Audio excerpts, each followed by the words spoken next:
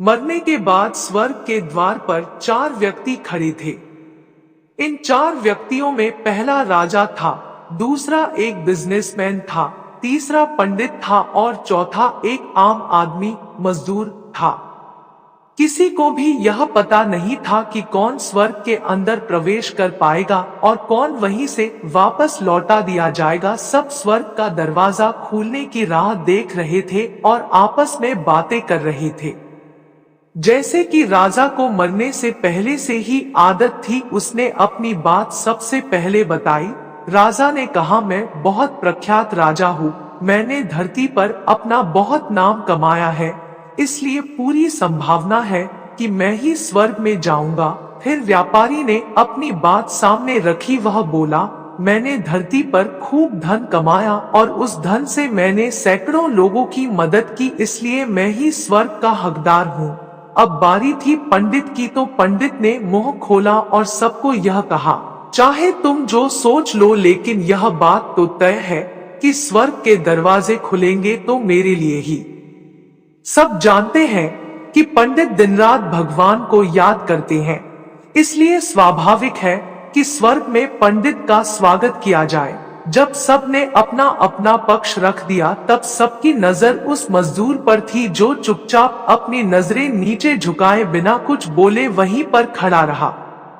स्वर्ग का दरवाजा खुला और वहां पर एक देवदूत आकर खड़ा हो गया।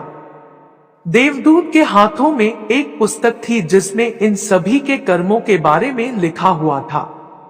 देवदूत ने सबसे पहले राजा को अपने पास बुलाया और उसको पूछा, तुम बताओ, तुमने अपने जीवन में क्या क्या अच्छे कर्म किए हैं?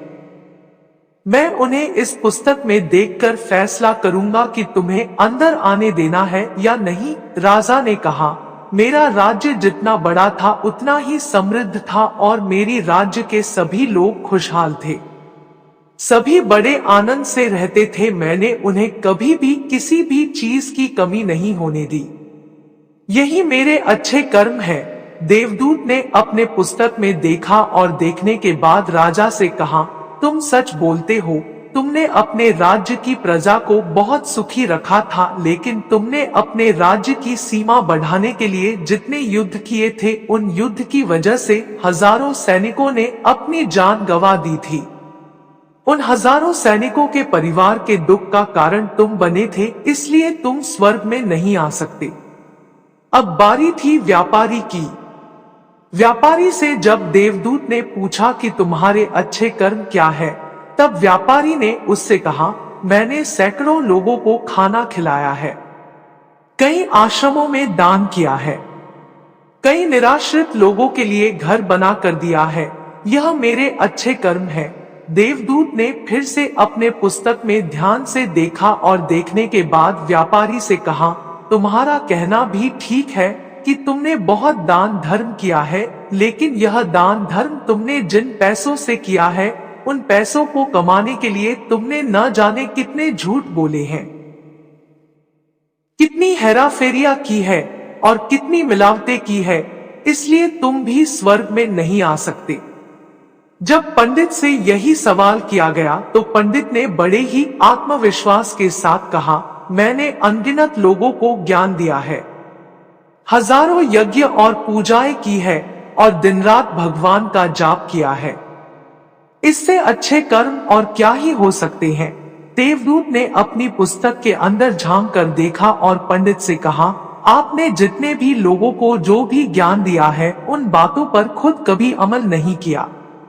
आपने यज्ञ, पूजा या भगवान का नाम निस्वार्थ भाव से कभी नहीं लिया, इसलिए आपका भी स्वर्ग में आना प्रतिबंधित है। मजदूर यह सब देखकर हैरान था, वह अब तक जिन्हें महान समझता आ रहा था, उनकी व्याख्या स्वर्ग के दरवाजे पर आकर बदल गई थी। धरती पर जिन कामों को अच्छा समझा जाता है, उनका यहाँ पर कोई मूल्य नहीं था।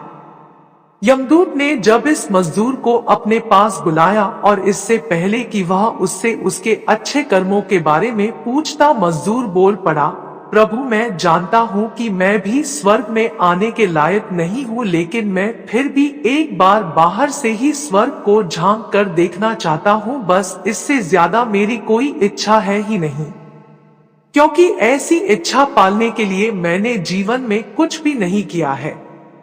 मैं पूरा दिन मेहनत करता और जो भी पैसे कमाता उन्हें अपने परिवार के पालन पोषण में खर्च कर देता, इसलिए दान धर्म के लिए कुछ बचता ही नहीं।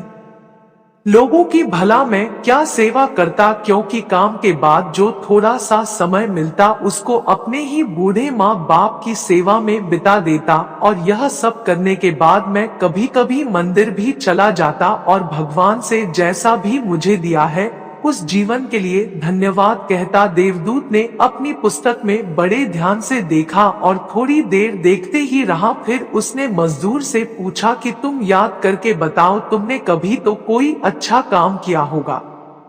मजदूर ने थोड़ी देर सोचने के बाद बोला, हाँ मुझे थोड़ा थोड़ा याद है। एक बार मैं बहुत भूखा था और मैं खाना ही खाने बैठा था कि एक बहुत ही कमजोर कुत्ता जो ठीक से चल भी नहीं पा रहा था, वह मेरे पास आ गया और मेरे खाने को देखने लगा। तब मैंने अपनी रोटी उसे खिला दी थी और उस दिन मैं खुद भूखा सोया था। मजदूर की बात सुनने के बाद देवदूत मुस्कुराया और मजदूर को बड़े सम्मान से स्वर्ग के अंदर लेकर गया। दोस्तों, अच्छे कर्म लोभ मोह माया इन सब भाव में आकर नहीं किए जाते और ना ही उन्हें अच्छे कर्मों की श्रेणी में गिना जाता है। निस्वार्थ भाव से किया गया एक ही अच्छा कर्म भी आपके जीवन के सारे पाप धोने की शक्ति रखता है। इसलिए जब भी मौका मिले निस्वार्थ भाव से और अच्छे मन से अच्छे कर्म किया करें।